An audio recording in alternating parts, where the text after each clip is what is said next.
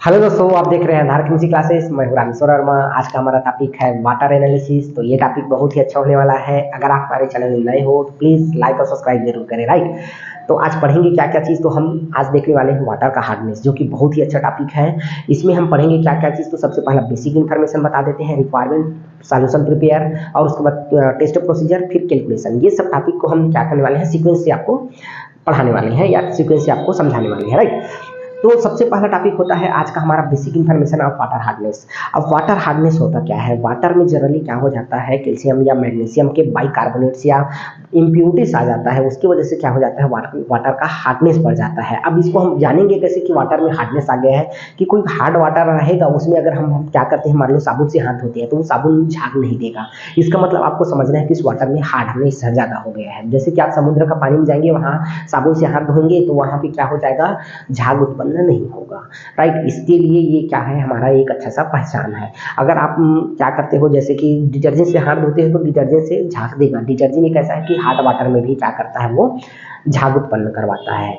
तो basic information में हम क्या समझ रहे हैं कि हार्डनेस के लिए क्या होता है, मुख्य कैल्शियम या मैग्नीशियम के कार्बोनेट्स या बाइकार्बोनेट्स का प्रेजेंस होना, वही क्या करता है, शो करता है किसको, हार्डनेस को, राइट। तो ये क्या हो जाएगा, इसका बेसिक इन्फॉर्मेशन। अब इसको एनालिसिस करने के लिए, सॉल्यूशन प्रिपेयर करने के लिए हमको बहुत सारा ऑपरेटर्स केमिकल की जरूरत पड़ता है। तो उसमें सबसे पहला हमको सिंपल की जरूरत पड़ेगा, जिस वाटर का हमको एनालिसिस करना है। फिर हमको HCl की जरूरत पड़ेगा, अमोनिया का जरूरत पड़ेगा, EDTA का जरूरत पड़ेगा, इरिक्रोम ब्लैक टी का जरूरत पड़ेगा, डीएम वाटर। ये हमारा सब केमिकल हो गया। ऑपरेटर्स का बात करते हैं तो test tube, conical flask, measuring cylinder, burette, pipette और बीकर, है ना। ऐसे बहुत सारे हमको क्या करना पड़ेगा, रिक्वायरमेंट जरूरत। जब आपके पास रिक्वायरमेंट फुलफिल हो गया तो आप टेस्ट प्रोसीजर स्टार्ट कर सकते हो। लेकिन हम सबसे पहले टेस्ट प्रोसीजर से पहले हम सॉल्यूशन बना लेते हैं, ताकि आपको सॉल्यूशन बना बनाया तुरंत मिल जाए।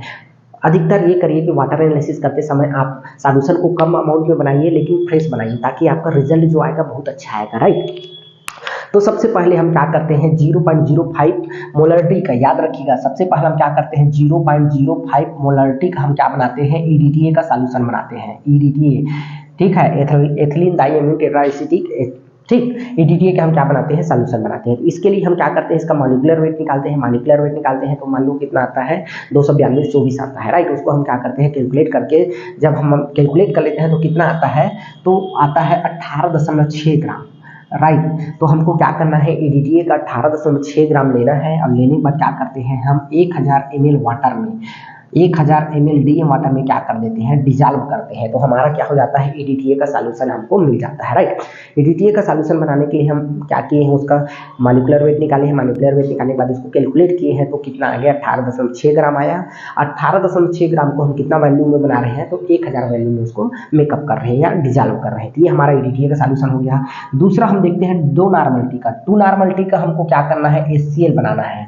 2 नॉर्मलिटी का हमको क्या बनाना है, HCl बनाना है। तो इसके लिए भी वही फार्मूला हो जाएगा। फार्मूला निकालते हैं, निकालने के बाद क्या होता है, इसका सब क्या हो जाता है, देखो 37.5 होता है इसका मॉलिक्यूलर वेट। इसका होता है 292 होता है, 92.24। मॉलिक्यूलर वेट आपको बहुत जरूरी है, मॉलिक्यूलर वेट, इक्विवेलेंट वेट, ये सब अगर आप सॉल्यूशन प्रिपेयर कर रहे हो तो ये कंपलसरी आपको आना ही चाहिए, राइट। तो 36.7 है। अगर हमको इसको कैलकुलेट करते हैं तो हमको कितना आता है, 17 ml, राइट। अब 17 ml हमारे पास HCl रहेगा। इसको क्या करते हैं, 17 ml HCl लेते हैं, इसको 100 ml में, याद रखिएगा, 100 ml डीएम वाटर में इसको डिजॉल्व करते हैं। तो 2 नॉर्मलिटी का HCl सॉल्यूशन हमको मिल जाता है। ये दोनों को बनाना है, अलग रखना है, ठीक है। इसको किस में बना लिए, बीकर में बना लिए। इसको भी बीकर में बना के क्या करते हैं, ढक के रखते हैं, ताकि हमारा सॉल्यूशन जब हम एनालिसिस करेंगे तो सॉल्यूशन को, यही सॉल्यूशन को हम क्या करेंगे, यूज करेंगे, राइट। तीसरा हमको सॉल्यूशन बनाना है, क्या चीज़ का बनाना है, तो 10 मोलरिटी का, याद रखिएगा, 10 मोलरिटी का अमोनिया सॉल्यूशन बनाना है। 10 नॉर्मलिटी का अमोनिया का सॉल्यूशन बनाना है। इसके लिए जब हम क्या करते हैं, कैलकुलेट करते हैं। कैलकुलेट करने के बाद हमको मिलता है 75 दशमलव, थोड़ा सा ज़्यादा नॉर्मलिटी का 75 दशमलव, क्या है हमारा 75 दशमलव ml, ग्राम में ले लो इसको। ग्राम अमोनिया का हम क्या लेते हैं, स्ट्रांग अमोनिया, याद रखिएगा, स्ट्रांग अमोनिया को लेते हैं। फिर इसमें हम क्या कर देते हैं, 100 ml वाटर मिलाते हैं, याद रखिएगा, 100 ml डीएम वाटर। वाटर बोले तो आपको खाली डीएम वाटर ही सोचना है, टेप वाटर नहीं लेना है। याद रखिए कोई भी सॉल्यूशन बनाते समय आपको डीएम वाटर ही लेना है। हम सॉल्यूशन प्रिपेयर कर रहे हैं, सबसे पहले ईडीटीए का बना दिए, एचसीएल का बना दिए, फिर क्या करते हैं 10 मोलरिटी का अमोनिया सॉल्यूशन। इसके लिए हम क्या किए हैं, इसका मॉलिक्यूलर वेट को कैलकुलेट किए हैं। कैलकुलेट करने के बाद जब 75.0 ग्राम आया, इसको हम क्या करते हैं 75.0 ग्राम को 100 ml वाटर में इसको डिसॉल्व करते हैं डीएम वाटर में, तो हमको 10 मोलरिटी का क्या मिल जाता है, अमोनिया का सॉल्यूशन मिल जाता है। अब हमको 10 pH वाला अमोनिया का बफर सॉल्यूशन बनाना है। याद रखिएगा चौथा क्या हो जाएगा 10 pH, याद रखिएगा 10 pH का अमोनिया का बफर सॉल्यूशन बनाना है। तो इसके लिए हमको क्या करना पड़ेगा, याद रखिएगा सबसे पहले हम इसको क्या करते हैं, कैलकुलेट करते हैं। तो 27.0 ग्राम याद रखिएगा अमोनियम क्लोराइड का लेते हैं, है ना, 27.4 ग्राम अमोनियम क्लोराइड का लेते हैं। इसको 100 ml डीएम वाटर में क्या करते हैं, डिसॉल्व करते हैं। फिर हम क्या करते हैं, इसमें हो गया। अब उसके बाद 175 ml, याद रखिएगा 175 ml अमोनिया का सॉल्यूशन लेते हैं। इसमें 175 ml क्या लेते हैं, अमोनिया का सॉल्यूशन लेते हैं। इसको हम 500 ml तक क्या करते हैं, मेकअप करते हैं। 500 ml तक हमको क्या करना है, मेकअप करना है, राइट। अब हमारे पास ये पूरा सॉल्यूशन प्रिपेयर हो गया। जब आपके पास पूरा सॉल्यूशन प्रिपेयर हो गया तो आप टेस्ट प्रोसीजर स्टार्ट कर सकते हो, राइट। अब टेस्ट प्रोसीजर हम स्टार्ट करते हैं। तो टेस्ट प्रोसीजर के लिए क्या करते हैं, सबसे पहले हम एक कोनिकल फ्लास्क लेते हैं 500 ml का। याद रखिएगा एक कोनिकल फ्लास्क ले लिए, है ना, ये 500 ml का हम कोनिकल फ्लास्क ले लिए। इस कोनिकल फ्लास्क में सबसे पहले हम क्या डालते हैं, 100 ml वाटर सैंपल डालते हैं। जिस सैंपल का हमको एनालिसिस करना है वाटर सैंपल, याद रखिएगा 100 ml का हम क्या डालते हैं, सबसे पहला हम क्या किए 100 ml का वाटर सैंपल इस कोनिकल फ्लास्क में डाल दिए, राइट। और फिर दूसरा हम क्या डालते हैं, ये डाइल्यूट हम क्या डाले, बना दिए सॉल्यूशन बना दिए 2 नॉर्मलिटी का। तो इसमें क्या डालते हैं 5 ml, याद रखिएगा 5 ml डाइल्यूट HCl डालते हैं। हाइड्रोक्लोरिक एसिड डालते हैं 5 ml, राइट। सबसे पहले 100 ml हमने वाटर डाला, वाटर सैंपल, फिर 5 ml क्या डाल दिए, इसमें हम HCl डाल दिए। तीसरा हम क्या डालते हैं, इसमें 20 ml, याद रखिएगा 20 ml अमोनिया का बफर सॉल्यूशन डालते हैं। अमोनिया का बफर सॉल्यूशन कितना डाल दिए, 20 ml।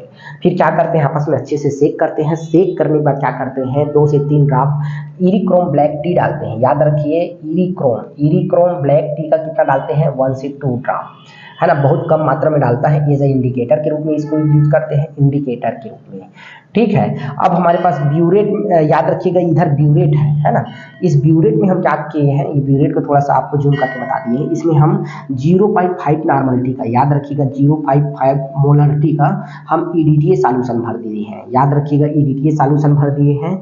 अब इसी में हम क्या करते हैं, फिर इस सॉल्यूशन को हम इसको चलो वो कर दिए, है ना। अब इसी से हमको क्या करना है, ये कोनिकल फ्लास्क में ले लिए। कोनिकल फ्लास्क में हम क्या करते हैं, ड्रॉप बाय ड्रॉप इसका हम टाइट्रेशन करते हैं। जब ड्रॉप बाय ड्रॉप टाइट्रेशन करते हैं, अब इसका इन पॉइंट को हम क्या शो करते हैं, इन पॉइंट हमारा ब्लू कलर आएगा। जब इन पॉइंट ब्लू कलर आएगा, याद रखिएगा इन पॉइंट क्या हो जाएगा, ब्लू कलर आएगा, उस टाइम आपको रीडिंग को नोट करना है और इसी को इन पॉइंट मानना है। जब ये कोनिकल फ्लास्क का कलर क्या हो जाएगा, ब्लू कलर आ जाएगा, तो ब्लू कलर आएगा, उसी को इन पॉइंट मानना है, उसी पे आपको क्या करना है, रीडिंग को नोट करना है।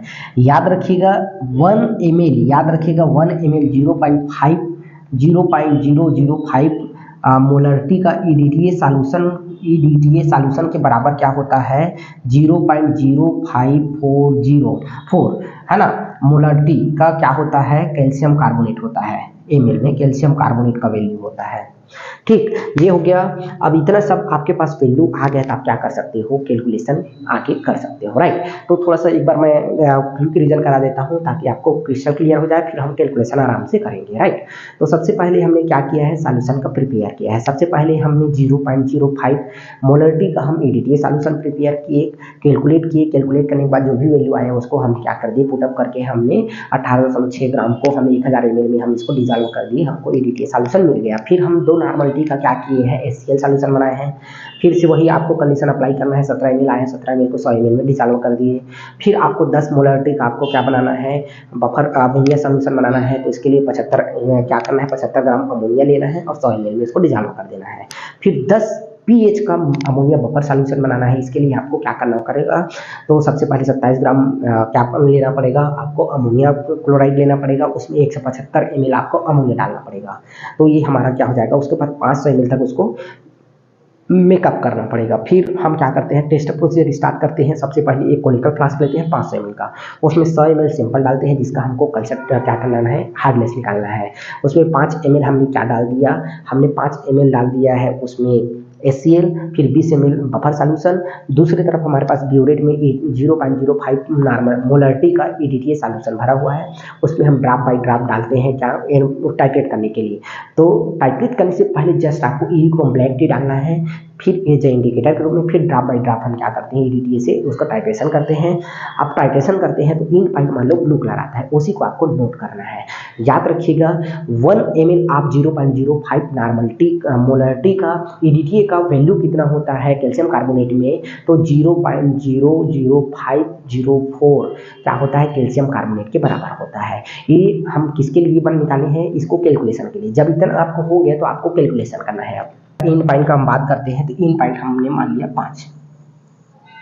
इन पॉइंट कितना हो गया है, तो 5 मान लिए। जो भी यहाँ पे क्या हो जाएगा, कैल्शियम कार्बोनेट का हम परसेंट निकाल रहे हैं। फार्मूला क्या हो जाएगा, TB टाइट्रेशन वैल्यू है ना। मोलरिटी आप क्या हो जाएगा, याद रखिएगा मोलरिटी आप EDTA इंटू क्या हो जाएगा 0.0504 और डिवाइडेड बाई क्या हो जाएगा 100/0.05। ठीक, इसको हमको क्या करना है, कैलकुलेट करना है। टाइट्रेशन वैल्यू हमारा कितना है, 5 आया है। मोलरिटी कितना होता है, EDTA का 292.24 होता है, गुणा 0.0504 डिवाइडेड बाई 100 इंटू क्या हो जाएगा 0.05। अगर इस सबको कैलकुलेट करते हो तो 0.15% आता है किसका, कैल्शियम कार्बोनेट का वैल्यू। ठीक, जो वैल्यू हम निकाले हैं किसका आया है, कैल्शियम कार्बोनेट का इस पानी वाटर सैंपल में 0.15% आता है। तो इसके लिए सबसे पहले फार्मूला क्या हो जाएगा, टाइट्रेशन वैल्यू इनटू क्या हो जाएगा मोलरिटी ऑफ EDTA इनटू क्या हो जाएगा 0.0504। ये कहाँ से आया, तो 1 ml 0.5 मोलरिटी बराबर कितना होता है, ये इतना इसका वैल्यू होता है, डिवाइडेड बाई 100 इंटू क्या हो जाएगा 0.5। तो ये सबको हम कैलकुलेट करते हैं। कैलकुलेट करने पर कैल्शियम कार्बोनेट का जो परसेंट आता है कितना आता है, 0.15% आता है, राइट। तो ये क्या हो जाएगा, वाटर का हार्डनेस हो जाएगा, राइट। तो आज के लिए बस इतना ही, तब तक के लिए